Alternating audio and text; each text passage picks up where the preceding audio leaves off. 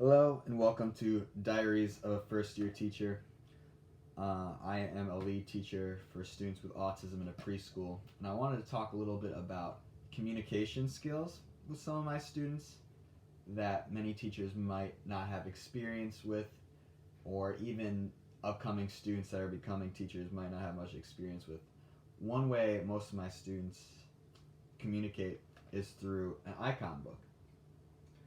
Many people are familiar with things like PreK, which is a specific picture system, and different forms of communication through iPads, different softwares that allow students to communicate.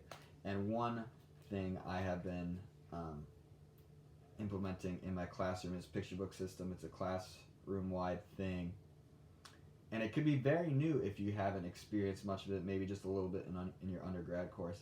But it's very essential for a lot of my students to communicate, as they're nonverbal and they are able to show comprehension skills using this kind of tool in a way that if they didn't have something like this, you might think that they might not have any comprehension skills at all.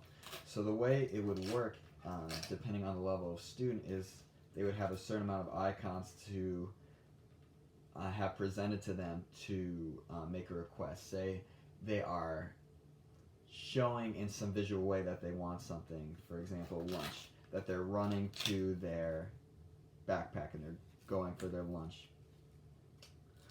Depending on where they're at, you can put related icons, lunch. You could put other areas of the schedule on there, areas such as center time or recess time, and see which one they pick if they pick the correct one. But in this case, I have 3 icons. Many of my students are on just one icon. And that's something else that can be talked about, as there's a hierarchy of phasing to use these icons. When students are using icons like this, they call it manding.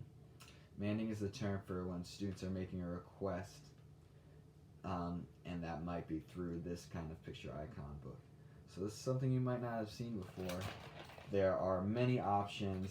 I just took an extra one that was in my room that's not being used to show you as a demonstration. You see things like food, bathroom, toys. Just depends on what's available in the room.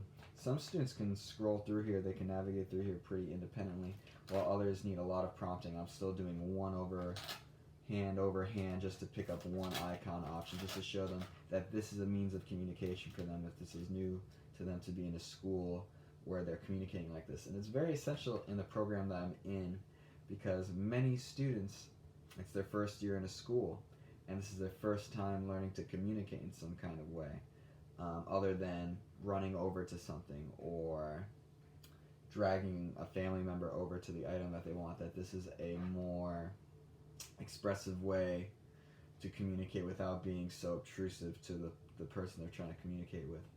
So I hope this was something interesting for you to see if you haven't come across it before. If you have any questions, you could please leave comments about this type of communication device.